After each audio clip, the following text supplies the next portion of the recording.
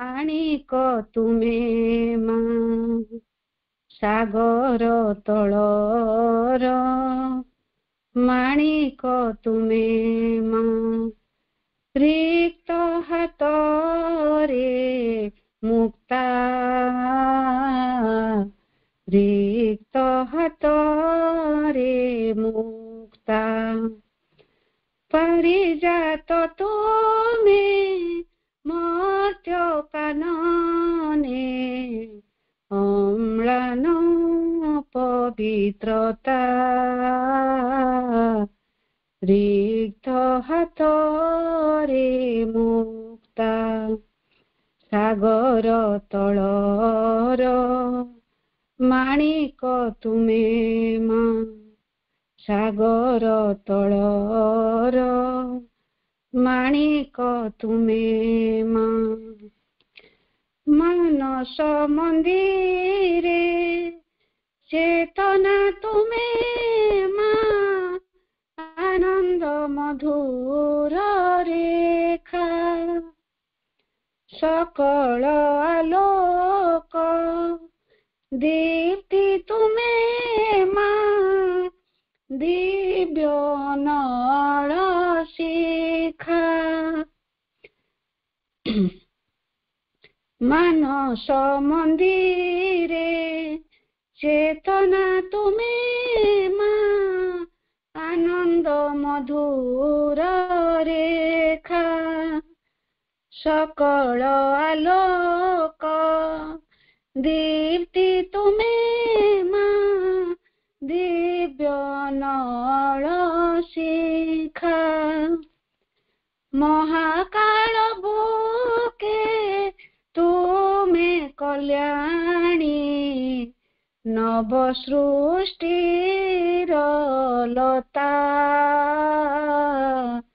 रिक्त हातरे मुक्ता सागर तलर माणिक तुमे मा सागर तलर माणिक तुमे मा रिक्त हातरे मुक्ता रिक्त हातरे मुक्ता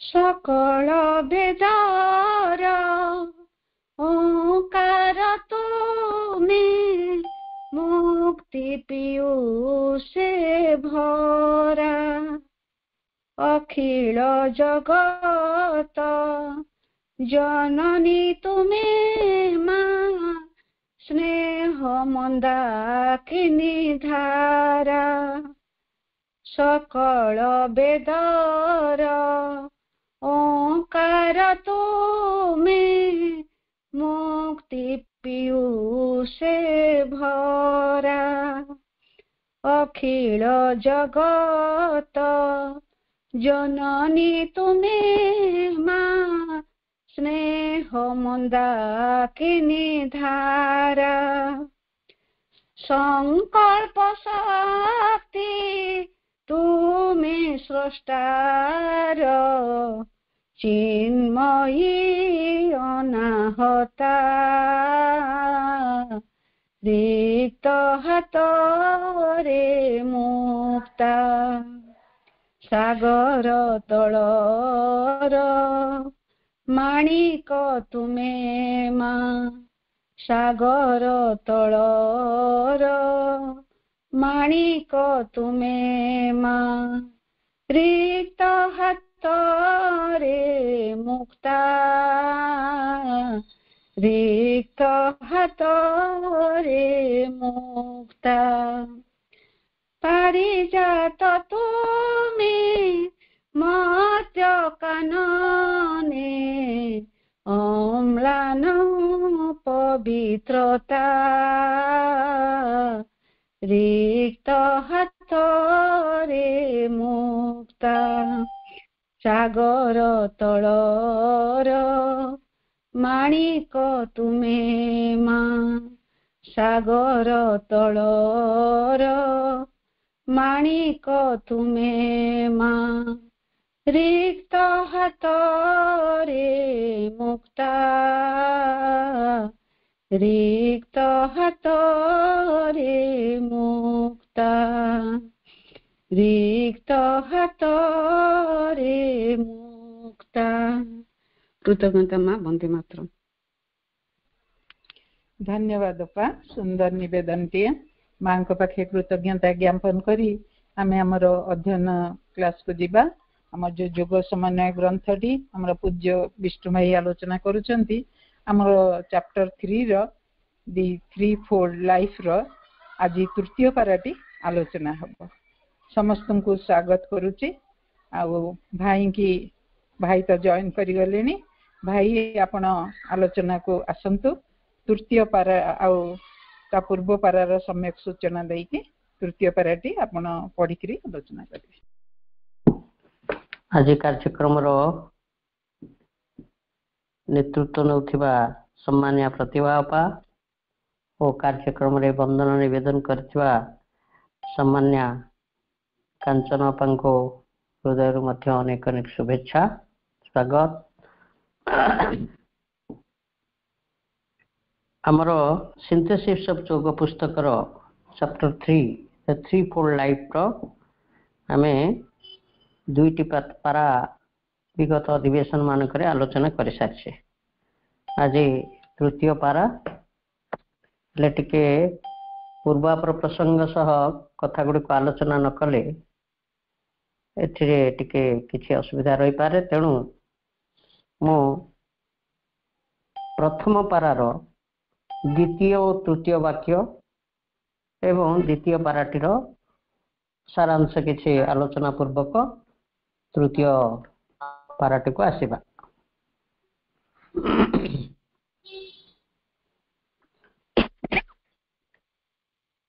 प्रथम से द्वितीय प्रथम पारार से द्वितीय और तृतीय धाड़ी रे प्रभु कहिथिले जे preserving and perfecting the physical, fulfilling the mental, it is nature's aim and it should be ours to unveil in the perfected body and mind the transcendent activities of the spirit. As the mental life doesn't abrogate but works for the elevation and better utilization of the bodily, so too the spiritual should not abrogate but transfigure our intellectual, emotional, aesthetic and vital activities. तार अर्थ है जे एठारे प्रकृतिर जो आरोहण धर्मी किसी disturbance होउची अपा अन्य मानकर बोधे अनम्यूट रही।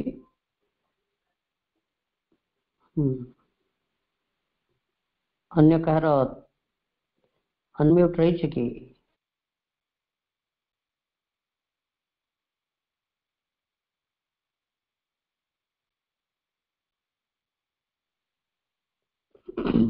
हाँ एठारे प्रकृतिर जो आरोहण धर्मी विवर्तनटी चली से प्रकृतिर गोटे उद्देश्य रही। प्रभु कहते प्रकृतिर गोटे उद्देश्य रही। से उद्देश्यटी कौन? प्रकृति तो प्रथमे देहगत जीवनटी को विकसित करी आनी सारी तापरे मनोगत अस्तित्वटी को विवर्तित करी आनी।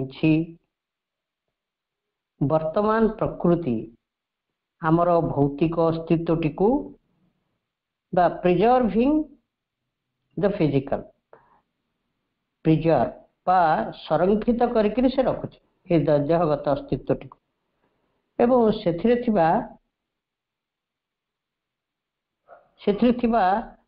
त्रुटि विच्युत गुड़ी को संशोधन करी भौतिक सत्ताटी को परिपूर्ण करिवारे लगी। ठीक सेमती मनोगत अस्तित्वटी को मध्य परिपूर्ण करिवारे लगी प्रकृति एवं यही पूर्णता प्राप्त देह और मनर भूमि उपरे संगुप्त हो रही आध्यात्मिक सत्ताटी को मध्य विवर्तित करि आनिबा पई प्रकृति प्रयास करुछि।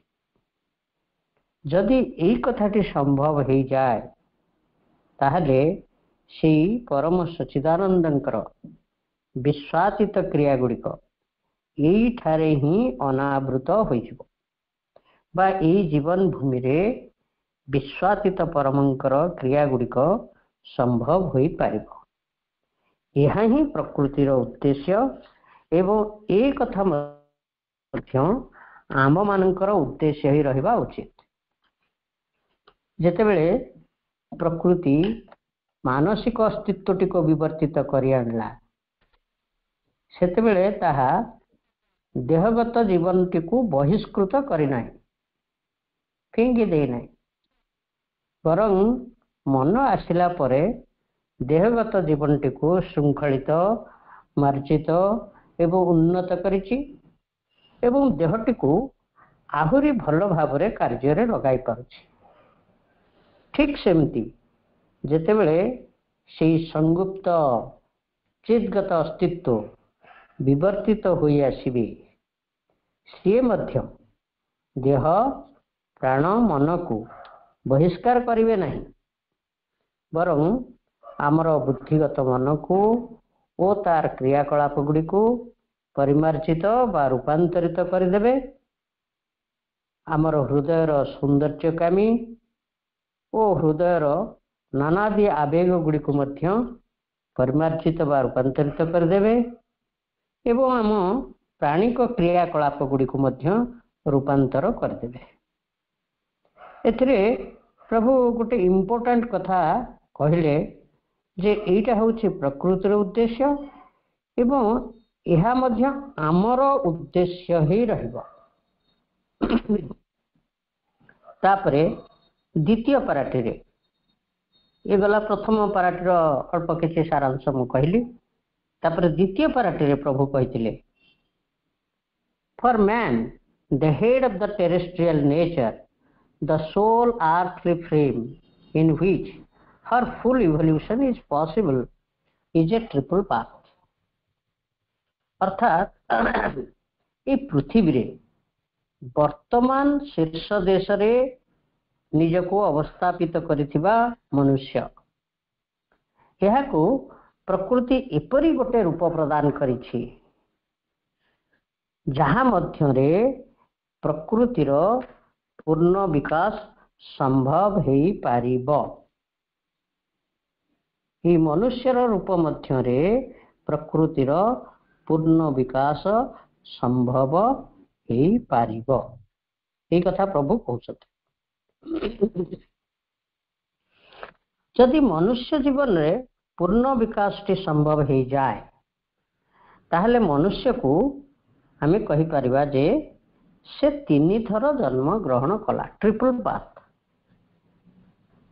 गोटे कथा आमे लक्ष्य करवा कहीं कह जाउछे जे मनुष्यर रूपटी एपरी निर्मित होईछि जहाँ मध्य प्रकृतिर पूर्ण विकास संभव, तार आध्यात्मिक विकास टी संभव कहीं कथा कह जाए। आमे गोटे कथा लक्ष्य करवा जे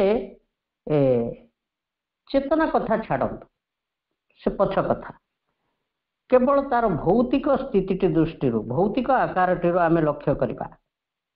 उद्भिदर देहटी को देखंतु।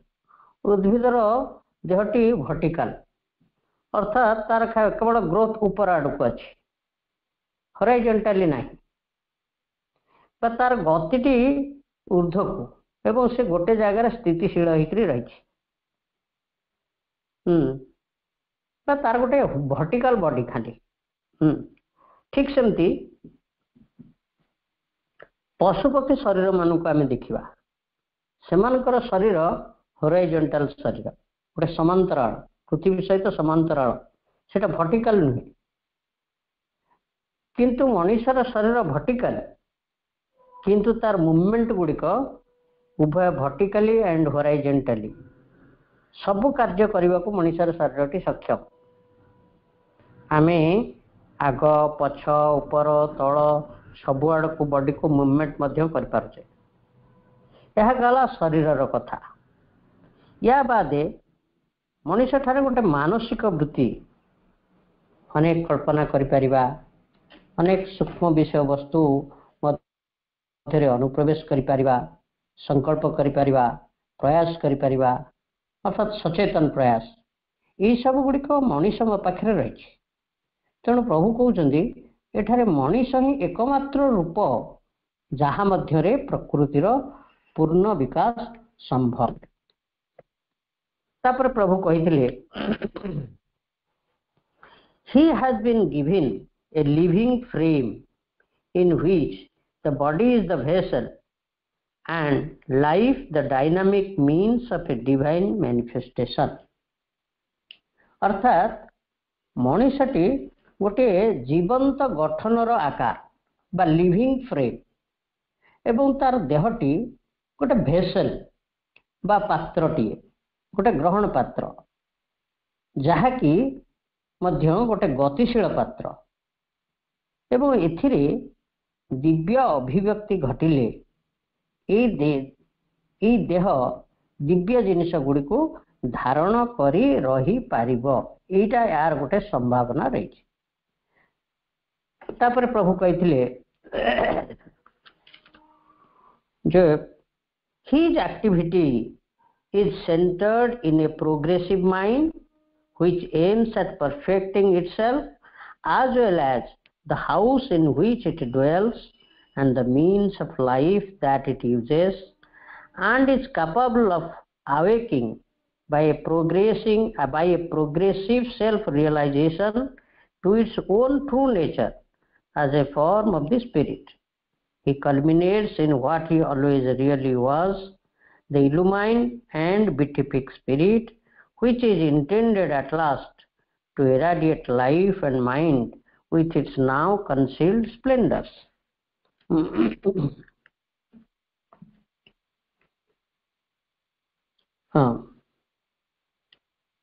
His activity अर्थात मनीष भितर गोटे विकास धर्मी मन रही एवं मनीषर समस्त क्रियाकलाप ये विकास धर्मी मन द्वारा ही परिचालित हो पारुछि, जा फल कि मन निजकु ही परिपूर्ण करिबारे लागि तासह देहटिकु और प्राणटिकु मध्य मार्जित और विकसित करिबारे लागि मन आसीबा परे तासह मनटी मध्य ता निजर आत्म उपलब्धि करिबा सह ता निजर यथार्थ प्रकृति बा ट्रू नेचर टी कौन से संपर्क रे मन मध्य आरोहण करि चलीछि एवं शेषरे सेही परम चिद्गत सत्तांकर एक वाहन बा एक रूपायन होई उठी से मनटी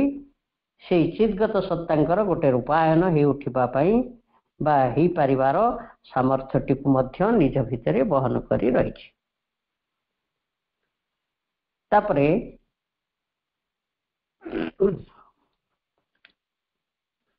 प्रभु कहले he culminates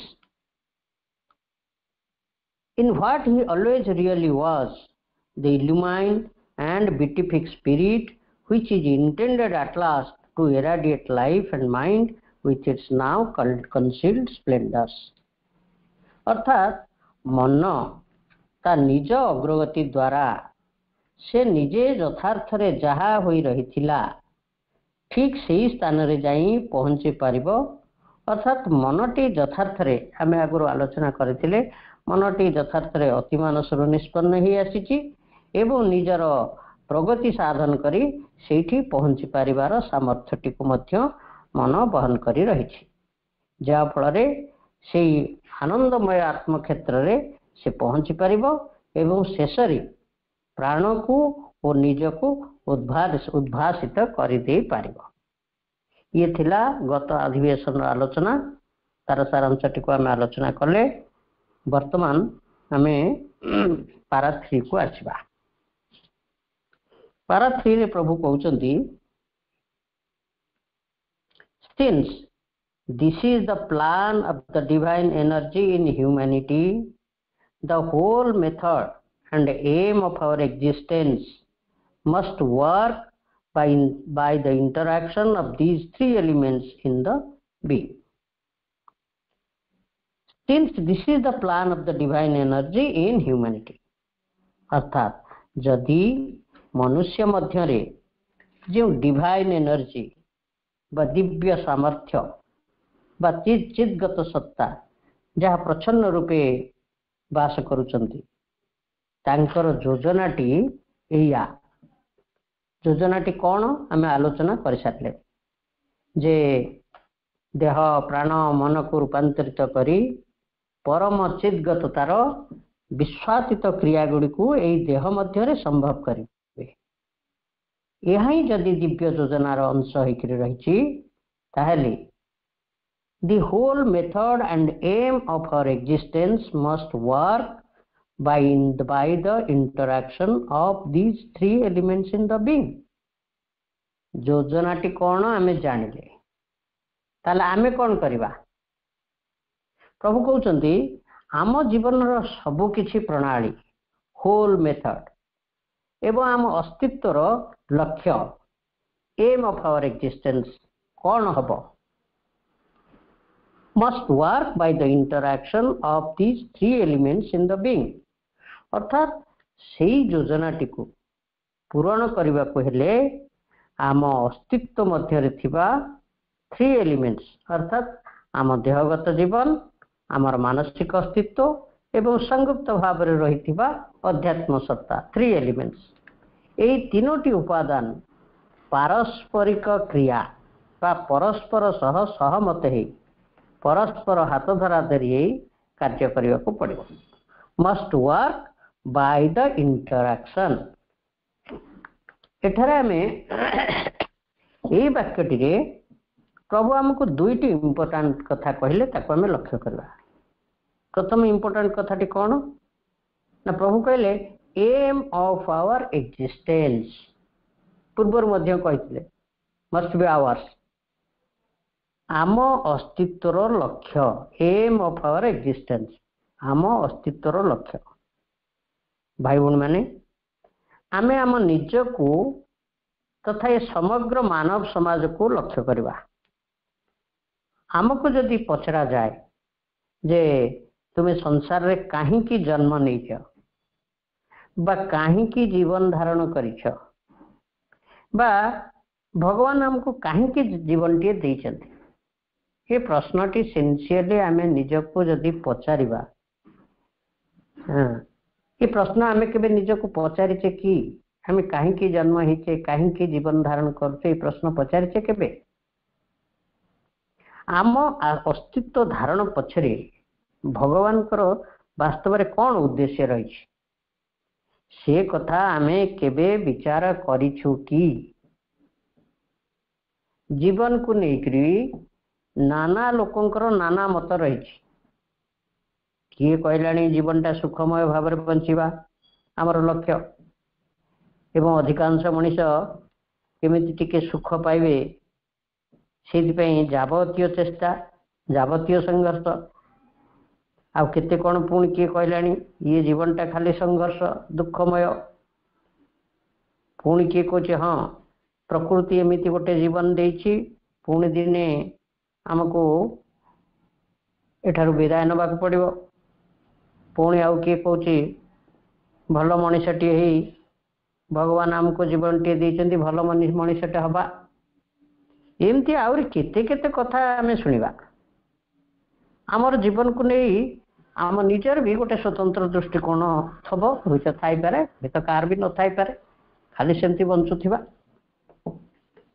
किंतु एठी आमे अस्तित्व धारण करी रहिछु कारण ये जीवन को रूप देथिबा एक महाप्रज्ञ एक महाशक्ति कौन एते ऊपर ठाउरिया भावे एमती सब सृष्टि कर देइछन्ति टिके जदि आमे भाबिबा जे प्रकृत रे जी जीवन रो सृष्टा से कोन एमती गोटा ऊपर ठाउरिया भावे जीवन को सृष्टि कर देइछन्ति कौन तांकर योजनाटा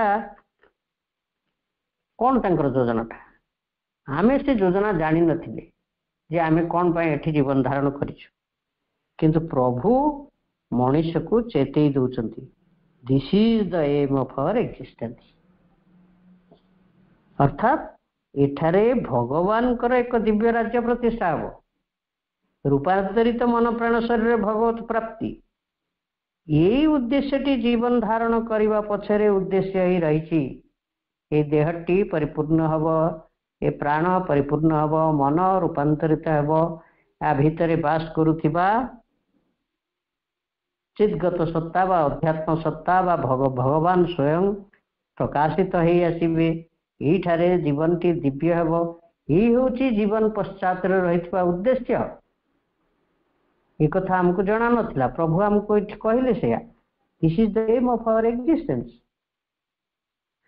पुणी यही वाक्य द्वितीय इंपोर्टेंट कथाटी है interaction of these three elements.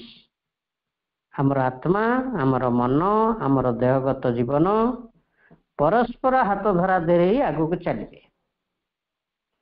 आमे आम निज को लक्ष्य करवा सतरे कौन आम भितर थिबा देह प्राण मन आत्मा एमाने परस्पर सहित हार्मोनियस होकर रही ना अलग अलग होकर रही, अलग अलग होकर कार्य करुछंती कि से माने अलग अलग कार्य करुछंती कि ना से कथा हमें प्रभुंकर परवर्ती वाक्यटी पढ़िबा। प्रभु कहते as a result of their separate formulation in nature, man has opened to him a choice between three kinds of life: the ordinary material existence, a life of mental activity and progress, and the unchanging spiritual beatitude. प्रभु कहते प्रकृति जो तीनोटी उपादान को आम भितरे एकत्र करिछि सेगुड़िक समस्ते तांकर अस्तित्व एवं तांकर गुणधर्म अनुसारे separate as a result of their separate formulation in nature। अर्थात प्रकृति भितरे ये जो महाप्रकृति भितरे ए माने समस्ते स्वतंत्र भाव रे अलग अलग होकर गठित होती। मनीष भितर सीना एकत्रित होती किंतु ए विश्व प्रकृति भितर ये तीन प्रकार जगतर स्वतंत्र अस्तित्व अच्छी। तेणु प्रभु कहते man has open to him a choice. से हेतु मनीष भितर स्वाभाविक भाव ये तीन प्रकार जीवन भितरू गोटे को बाछि नेबार संभावनाटी सबु बेले रही। जदिओ ये तीनोटी एकाठी होकरी हाथ धरा धरी ही चलवा कथा आमर देहगत जीवनटी आमर मनगत अस्तित्वटी एवं आमर संयुक्त चिद्गत सत्ता ये तीन को इंटरैक्शन द्वारा पारस्परिक क्रिया द्वारा मनीषटी परफेक्टेड आगू जावा कथा। किंतु ये जो सेपरेट फॉर्मुलेशन गुड़िक होकर रही ये तीन प्रकार जीवन भितरू गोटे प्रकार जीवन को बाछि नेबार संभावनाटी मनीष पाखरे सदा बेले ये संभावनाटी उन्मुक्त ही रही। से तीन प्रकार जीवन कौन ना दी ऑर्डिनरी मटेरियल एक्जिस्टेंस। प्रथमटी है गोटे साधारण जड़गत जीवन। सारा संसार को देखंतु यही जीवनटी को प्रायतः अधिकांश लोक बंचुचंती दि ऑर्डिनरी मटेरियल एक्जिस्टेंस। कृषि कर, वाणिज्य कर, चाकरी कर, शिल्प कर, राजनीति कर, आउ जहा केते कौन कर तार हिसाब केते कौन कहले केते सरीबनी। सबु थेरे रही खाली गोटे लक्ष्य। कौन से लक्ष्य ना अर्थ रोजगार करवा, उपभोगर मनोभाव बा सेक्स, क्षमता, निजक बड़ बोली देखा बा बड़ बोली प्रतिष्ठित हवा। एतिकी कथा ही आम जीवन लक्ष्य बा आमे बंचापी जीवन टी पाइचु यही कथा ही सर्वत्र देखा पाइबा। यह ही प्रभु कहते दि ऑर्डिनरी मटेरियल लाइफ।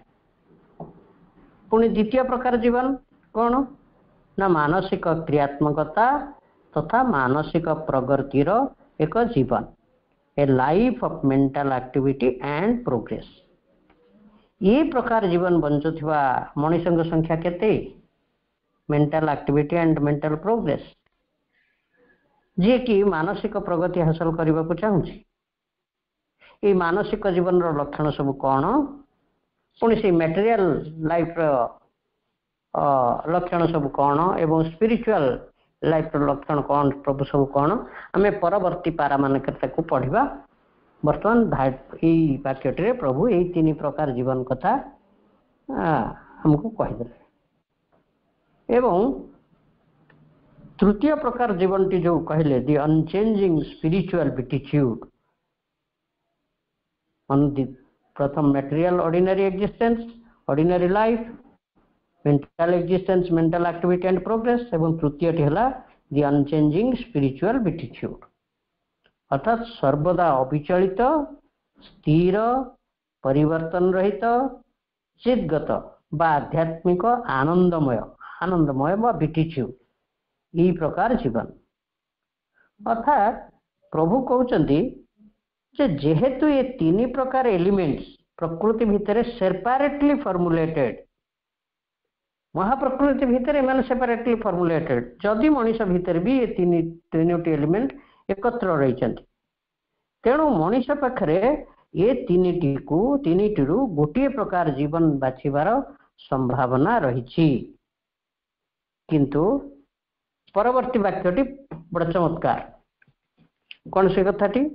प्रभु कहते but he can as he progresses combine these 3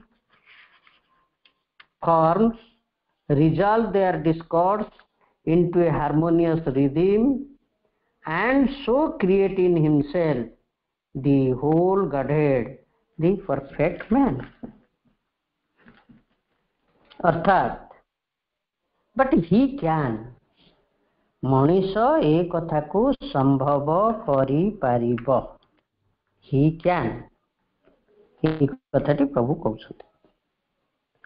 आज ही प्रोग्रेसेस, जदि मनीष अग्रगति साधन करे, अर्थात यही दिव्य योजना संपर्क रे मनीष जदि सचेतन हुए, आम अस्तित्वर पश्चात जे भगवान एत बड़ योजना टी रही एवं यही महाप्रकृति यह को लेकरी नियत कार्य करिबारे लगी, यही संपर्क रे जदि मनीष सचेतन हुए, आंतरिक हुए, निष्ठापर हुए, ताहले से कौन करिबो ना कंबाइन दीज 3 फॉर्म्स, यही 3 प्रकार जीवन को एकत्र करि परिबो। प्रकृति 3टी जाक को गोटे अस्तित्व भीतर तो एकाठी करिछि, यदिओ दे आर सेपरेटली फॉर्मुलेटेड, किंतु गोटे देह अस्तित्व भितर ये 3टा रही, जदिओ संभावनाटी रही जे या भितर गोटे प्रकार जीवन कहीं बाछि परिबो, तथापि मनीष पाखरे एको कंबाइन करिवार क्षमताटी रही, मनीष करि पारिबो। प्रभु कहला आज ही प्रोग्रेसेस ही कैन, से करि पारिबो। किंतु इमाने जदिओ ये अस्तित्व भितर एकाठी रही, इमाने केही का सहित पड़ू ना, किंतु प्रभु कहते जे मनीष अग्रगति करिबा एवं दिव्य योजना टी को बुझिबो, ताहले ही कैन एवं से एटा को संभव करि परिबो। से 3टी को एकत्र करि परिबो। एकत्र करी कौन करिबो? प्रभु कहते रिजॉल्व देयर डिस्कॉर्ड्स, अर्थात ये 3टी अस्तित्व मध्यरे जो डिस्कॉर्ड रही, सेमानक भितरे जो विसंवाद रही, बा सेमाने जो केही कहा संगरे पड़ू ना, मनीष भितर ये हूँ समस्या। ये कथा विस्तृत भाव रे लाइफ डिवाइन पुस्तक जो प्रॉब्लम्स ऑफ लाइफ ये विस्तृत भाव रे वर्णित है डिस्कॉर्ड्स इन आवर बीइंग। अर्थात मनीष चाहिए अग्रगति कले ये तीन सत्तांक मध्य थिबा डिस्कॉर्ड को रिजॉल्व बा समाधान कर दे पारिबो। से समाधान टी कौन ना प्रभु कहते इनटू ए हार्मोनियस रिदम, अर्थात ये तीन प्रकार जीवन भितर गोटे समन्वय बा आम अस्तित्वटी गोटे गोलमालिया अराजकता न होकरी एक सामंजस्यतापूर्ण सत्ताटी परिणत हम। अच्छा आमे कहवा ये सामंजस्यता बा हार्मोनिटी कौन? हार्मोनिटी या जे प्रत्येक सत्ता से गोटे दिव्य लक्ष्य हासिल पाई निज निजर यथार्थ दायित्वटी को तुलेबा। आम अस्तित्व रे जहा सर्वोच्च, अर्थात आम अस्तित्व किए सर्वोच्च? जी संगुप्त चिद्गत सत्ता बा आमर चैत्य सत्ता,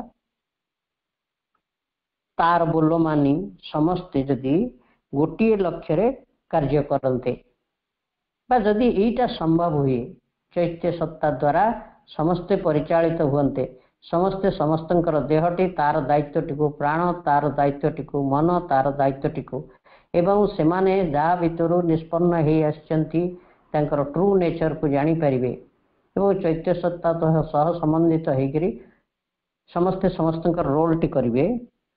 ये को आम कहबा गोटे हार्मोनियस स्टेट बा हार्मोनियस अवस्था। ठीक अच्छे, जड़े हार्मोनियस बीइंग रे परिणत है आम कहबा जे आम भितर ये कथाटी संभव हो गला। लाभ कौन हम? प्रभु कहते so create in himself the whole godhead the perfect man, अर्थात से मनुष्यटी निज भितरे समग्र दिव्यता को बा एक परिपूर्ण मनुष्य को सो क्रिएट बा एक परिपूर्ण मनुष्य को से जन्म दे पारिबो, एक समग्र दिव्य मनुष्यटीए हो पार। यही हम लाभ। ताले प्रभु आमको यही पाराटी मनुष्यर द होल एम ता जीवन लक्ष्यटी कौन हेब से कथाटी को अति प्रांजल भाव बुझेदेले एवं आमर उद्देश्यटी कौन हवा कथा प्रकृति कौन करुछि एवं आमे को लक्ष्यटी को ग्रहण करबा, को उद्देश्य रे आम जीवन को बंचिबा से कथाटी को मध्य प्रभु पाराटी रे हमको बुझाई देले। ये हला तृतीय पारा। एवं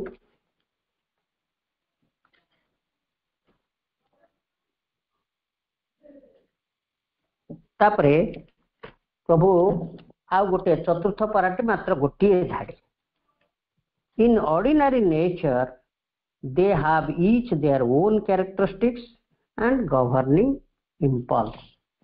In ordinary nature, साधारण प्रकृति रे ए गुड़िक मध्यरु ए गुड़िक माने देहगत जीवन, मानसिक अस्तित्व व अग्रगतिर जीवन एवं प्रच्छन्न आध्यात्मिकता, ए प्रत्येकंकर निजर गोटे गोटे विशिष्ट गुण बा विशिष्ट नियामक बा प्रेरणा गुड़िक सर्वदा मौजूद होकर रही। अर्थात ये तीनोटी भितरु आम जीवन रे कहार ना कहार प्रभाव सब बेले अधिकार रहुछि। हुए तो देहगत जीवन प्रभावटी क्या भितर थाई पारे, हुए तो मानसिक जीवन रो प्रभावटी क्या भितर थाई पारे, किंबा चिद्गत प्रभावटी क्या भितर थाई पारे। यही कथाटी प्रभु कहते। किंतु तार परवर्ती पारा गुड़िक पंचम एवं षष्ठ पारा आड़ को आणिकी आमे से each and every aspect material life रो, मेंटल लाइफ रो एवं आध्यात्मिक जीवन रो विशिष्ट प्रक्रिया गुड़िक विशिष्ट गुण गुड़िक आमे आलोचना करिका जिबा। वर्तमान आमे आलोचना टी रखिबा। मु आज टिके विशेष कारण जोगु आलोचना टी समाप्त करने को चाहूँगी। तेणु प्रभु जो हमको प्रेरणा दौरान साहस दौरान पाद पद्म कोटि कोटि प्रणाम ଅଶେଷ କୃତଜ୍ଞତା ଜଣାଇବା। ଆଲୋଚନାଟିକୁ ଏଠି ରଖୁଛି, ତାଙ୍କରି ପାଦ ପଦ୍ମରେ ସମର୍ପଣ କରୁଛି। ସମସ୍ତଙ୍କୁ ଅନେକ ଅନେକ ଶୁଭେଚ୍ଛା, ଶୁଭ ସନ୍ଧ୍ୟା, ବନ୍ଦେ ମାତରମ୍। ଏଗୁଡ଼ିକ ରହିଛି, ଯଦିଓ ଏମାନେ ମଣିଷ ଏଭଳି ଏକ ରୂପ ହେଇକି ରହିଛି ଯାହା ଭିତରେ ଏଇ ସବୁ ଗୁଡ଼ିକ ସଂଗୃହୀତ ହେଇଛି, ଏକାଠି ହେଇଛି। ତାର କାରଣ ଅଲଗା ଏବଂ ସେଇଟା ଭଗବାନଙ୍କର ଯୋଜନା, ସେ କଥା ଆମେ ଛାଡ଼ିବା। କିନ୍ତୁ ଏଇଠି ଏକାଠି ରହିଛନ୍ତି, କିନ୍ତୁ ସମସ୍ତେ ସମସ୍ତଙ୍କର ସ୍ୱତନ୍ତ୍ର ଗୁଣ ଧର୍ମକୁ ନେଇକି ରହିଛନ୍ତି। ତେଣୁ ଦ୍ୟାଟ୍ ଇଜ୍ ଏ ଚଏସ୍। ମଣିଷ ଗୋଟେ ଚଏସ୍ କରିବ, ମୁଁ କୋଉ ପ୍ରକାର ଜୀବନଟେ ବଞ୍ଚିବି। ପ୍ରଭାବ ତ ସମସ୍ତଙ୍କର ରହିଛି, ଦେହଗତ ଅସ୍ତିତ୍ୱର ପ୍ରଭାବ ରହିଛି। ଆମେ ବହୁ ଦିନ ଧରି ଆମ ଜୀବନର ବହୁ ଭାଗ କଟି ଯାଇଛି, ମଣିଷ ବା ଆମେମାନେ କେବେ ଏ ବିଷୟରେ ଚିନ୍ତା କରିନାହୁଁ। ମୁଁ ଯେମିତି ପ୍ରଥମରୁ କହିଲି, ପ୍ରଭୁ କହିଲେ this should be our aim. ଏଇଟା ହିଁ ପ୍ରକୃତିର ଯାହା ଉଦ୍ଦେଶ୍ୟ, ଆମର ତାହା ହିଁ ଉଦ୍ଦେଶ୍ୟ ହେଇ ରହିବା ଉଚିତ। This is the M of hour existence. ଆମେ ଏଠାରେ ଜୀବନ ଧାରଣ କରିଛୁ କେବଳ ଏଇଥିପାଇଁ। ଏଇ କଥାଟା ଆମକୁ ଜଣା ନଥିଲା। ବାସ୍ତବରେ କାହାକୁ ଜଣା ହୁଏତ ଥିବ, ମୁଁ କହିପାରିବିନି, କିନ୍ତୁ ମୋତେ ତ ଜଣା ନଥିଲା। ଯେତେବେଳେ ଏଇ ପାଠଚକ୍ର ସହିତ ମୁଁ ସାମିଲ ହେଲି, ଯେତେବେଳେ ମାଙ୍କର ପ୍ରଭୁଙ୍କର ସାହିତ୍ୟ ଅଧ୍ୟୟନ କଲି, ସେତେବେଳେ ଜଣା ପଡ଼ିଲା ଯେ ମନେ ରଖ, ଭାଗବତ କର୍ମ ଓ ଭାଗବତ ଅଭିବ୍ୟକ୍ତିରେ ସାହାଯ୍ୟ ନିମିତ୍ତ ତୁମକୁ ତୁମର ଜୀବନ ଦିଆଯାଇଛି। କରେଣ୍ଟ ଲାଗିଲା ଦେହରେ। ଆରେ କେତେ ବଡ଼ ଲକ୍ଷ୍ୟଟି ଭଗବାନ ଆମ ପାଇଁ ସ୍ଥିର କରିଛନ୍ତି, କିନ୍ତୁ ଆମେ ଜୀବନର ଅନେକ ରାସ୍ତା ଚାଲି ଆସିଲୁଣି, କିନ୍ତୁ ଆମକୁ ତାହା ଜଣା ନଥିଲା। ଅନେକଙ୍କୁ ବି ଜଣା ନାହିଁ। ପୃଥିବୀରେ ମଣିଷ କେବେଠାରୁ ସୃଷ୍ଟି ହେଲାଣି, କେତେ ମଣିଷଙ୍କୁ ଏଇ କଥାଟି ଜଣା ଥିଲା କୁହନ୍ତୁ? ଆଉ ଯୋଉ ଅଳ୍ପ କେତେକ ଏ ବିଷୟରେ ସଚେତନ ହେଇଛନ୍ତି, ସେଇ ଚିତ୍ଗତ ସତ୍ତା ପାଖରେ, ସତ୍ତାଟି ସମ୍ପର୍କରେ ସଚେତନ ହେଇଛନ୍ତି, ସେମାନେ କ'ଣ କରିଛନ୍ତି? କ'ଣ ନା, ଏଇ ଦେହ ଅସ୍ତିତ୍ୱଟିକୁ ହାରମୋନିୟସ୍ କରି ଏଇଠାରେ ଦିବ୍ୟ ଅଭିବ୍ୟକ୍ତି ଘଟେଇବା ପାଇଁ ପ୍ରୟାସ କରିଛନ୍ତି କି? ଏପରିକି ସେଇ ଚିତ୍ଗତ ଅସ୍ତିତ୍ୱ ସମ୍ପର୍କରେ ଯେଉଁମାନେ ସଚେତନ ହେଇଛନ୍ତି, ସେମାନେ ଏକଥା କରିଛନ୍ତି କି? କାହିଁକିନା ଆମେ ୟା ପୂର୍ବ ଟପିକରେ ବି ପଢ଼ିଥିଲେ ଯେ ପ୍ରଭୁ ସେଥିରେ ଗୋଟେ କଥା ଅତି ଚମତ୍କାର ଭାବରେ କହିଥିଲେ ଯେ show ଡାଜଲିଂ is even a glimpse of the supreme existence, and so observing its attraction that one sin we feel ordinarily justified in neglecting all else for its pursuit. ପୂର୍ବ ଅଧ୍ୟାୟରେ ଏଟାକୁ ଆମେ ପଢ଼ିଥିଲେ ଯେ ସେଇ ଆନନ୍ଦମୟ ଚିଦ୍ଗତ ସତ୍ତାଙ୍କୁ ଯେତେବେଳେ ଜଣେ ଅନୁଭବ କରେ, ଜାଣେ, ଦେଖେ, ସେ ସୋ ଡାଜଲିଂ ଆଣ୍ଡ ସୋ ଅବଜର୍ଭିଂ, ତାଙ୍କ ଭିତରେ ସେ ନିମଜ୍ଜିତ ହେଇଯାଏ। ଏ ସାଂସାରିକ ଜୀବନ, ଏ ସଂସାରକୁ ସେ ଅସାର ମଣେ, ସେଇଭଳିଆ ହେଇଯାଏ ସେ। କିନ୍ତୁ ସେଇ କଥାଟିକୁ ଭୁଲିଯାଏ ଯେ ଆମର ଏଇ ଦେହ, ପ୍ରାଣ, ମନଗତ ଅସ୍ତିତ୍ୱଟି ଏବଂ ଚିତ୍ଗତ ଅସ୍ତିତ୍ୱ ଭିତରେ ଏକ ହାରମୋନି ପ୍ରତିଷ୍ଠା କରି ଏଇଠାରେ ହିଁ ପରମ ସଚିଦାନନ୍ଦଙ୍କର ଦିବ୍ୟ କ୍ରିୟା ଗୁଡ଼ିକୁ ଏଇଠାରେ ହିଁ ପ୍ରକାଶିତ କରାଯାଇପାରିବ। ଏଇ କଥାଟିକୁ କେହି ବି, ଯେଉଁମାନେ ଜାଣିଛନ୍ତି ବି ସେଇ ଚିତ୍ଗତ ସତ୍ତାକୁ, ତା ବି ସେମାନେ କରିପାରି ନାହାନ୍ତି। ଆମ କଥା ତ ଛାଡ଼ନ୍ତୁ। ଯେଉଁ ମହାନ ମାନେ, ଯାହାଙ୍କୁ ଆମେ ଅବତାର ବୋଲି, ସନ୍ଥ ବୋଲି ନାମ ଦେଇଛୁ, ସେମାନେ ମଧ୍ୟ ଏହାକୁ ପ୍ରତ୍ୟାଖ୍ୟାନ କରି ଚାଲିଯିବାର ବାଟଟିକୁ ବରଣ କରି ନେଇଛନ୍ତି, କିନ୍ତୁ ଏହାକୁ ହାରମୋନିୟସ୍ ବିଙ୍ଗରେ ପରିଣତ କରିବା ପାଇଁ ପ୍ରୟାସ କରିନାହାନ୍ତି। ଏଇଟା ହେଲା ଗୋଟେ ଅଜ୍ଞାନତା। ଆମେ ବର୍ତ୍ତମାନ ଆସିବା ଯେ ଆମେ କ'ଣ କରିପାରିବା। ଆମେ ବହୁ ଦିନ ଧରି ଏଇ ସଂସାରର ଜୀବନ ଭିତରେ ଆଉଟପାଉଟ ହେଇଯାଇଛି, ଆମ ଜୀବନ ଆବଜର୍ଭ ହେଇଯାଇଛି। ତଥାପି କରୁଣାମୟୀ ମାଙ୍କର କୃପା ଫଳରେ ଆମେ ତାଙ୍କର ଏଇ ସାହିତ୍ୟ ଗୁଡ଼ିକୁ ପଢ଼ୁଛେ, ଆମ ଜୀବନର ଲକ୍ଷ୍ୟ ବିଷୟରେ ସଚେତନ ହେଲେଣି ଏବଂ କିଛି କିଛି ପ୍ରୟାସ କରୁଛେ। ଏବଂ ୟାରି ଭିତରେ ବି ରହିକିରି ଯଦି ତ ଆମେ ସମ୍ପୂର୍ଣ୍ଣ ସଂସାରଟିକୁ ଛାଡ଼ି ପାରୁନୁ କି ସେ କଥାକୁ ସମ୍ପୂର୍ଣ୍ଣ ଭାବରେ ଧରି ପାରୁନୁ, ତଥାପି ତ ସମସ୍ତେ मत तो लगुच समस्ते जो माने पाठचक्र आंदोलन सहित पाठचक्र सहित जड़ित रही भितर किछि ना किछि प्रयास अवश्य चली एवं एटा भी निर्भर करुछि आउ गोटे फैक्टर ऊपर से फैक्टर रहउछि आमर देह प्राण मन प्रकृत रे केते परिपूर्णर अवस्था को आसिलेनी ग्रहण पात्रटी जेतिकी प्रस्तुत हब ता भितर सेतिकी अधिक दिव्य जिनिस संगृहित हो पारिबो आउ एटा अप्रस्तुत थिबा अवस्था रे जदि से सब संपद आमको दे दिया जाए आम कौन करवा ताकू नहीं तेणु से लेट हो तेणु अपा आम ए हारास हबार किछि नहीं माँ और प्रभु कृपा आम उपर रही माँ बरद हस्त रही आम एति प्रति आग्रही हवा किंतु गोटे कथा करि परिबा सेटा होची आम जेते भी आम ये सांसारिक जीवन क्षेत्र रे ऑब्जर्व होकर रही मध्य किछि समय आमे आम निज पई देबा किछि समय एकुटिया रहिबार गोटे अवस्था सृष्टि करि परिबा आम भितरे आत्मविश्लेषण टीए हेई रहिबा उचित एवं आमर प्रत्येकटी कार्य मध्यरे आमर चितगत अस्तित्वटी सहित संपर्क रक्षा करिबा पई प्रयास टीए करुथिबा रोषे करूना कहीं से रोषे कार्यटी जो गस्त कुरु कर्माणी यही भलिया करिबा पई प्रयास टीए करि परिबा नहीं आम अंतर सहित संयोग रक्षा करी रोषे करि परिबा नहीं आम अंतर सहित संयोग रक्षा करी आम बंधु सहित कथबार्ता करि परिबा नहीं आम अंतर सहित संयोग रक्षा करी बही पढ़ी परिबा नहीं यही कामटी करिबा पई आम पई आउ केही करिवे नहीं भितरे संग्रहित हेबा भीत अंतरसत्ता सहित आज अनाज भाई केड़े सुंदर भाव रे कहउतिले से तो आमर भितरे अवस्थान करुचंती माँ और प्रभु आम भितरे अवस्थान करुचंती तांको सहित संयोग रक्षा करी आमर समस्त कार्य को निर्वाह यही सांसारिक कर्म हो निर्वाह करबा पई काहे कि प्रयास करि परिबानी चेष्टा तो करि परिबा केते फेल मारलु केते success हेलु that doesn't matter but प्रयास एवं गोटे आंतरिक इच्छा निश्चित रूप गोटे आंतरिक इच्छा ही रहिथिबो आंतरिक इच्छा मां को पाखरे गोटे आंतरिक प्रार्थना आंतरिक निवेदन रहिथिबो हां एतिकी तो आम करिपरिबा आउ किछि जाइकरी कोटी हिमालय रे तपस्या न करिबा न हो कि आउ किछि न हो एतिकी तो करिपरिबा समस्त कर्म भितरे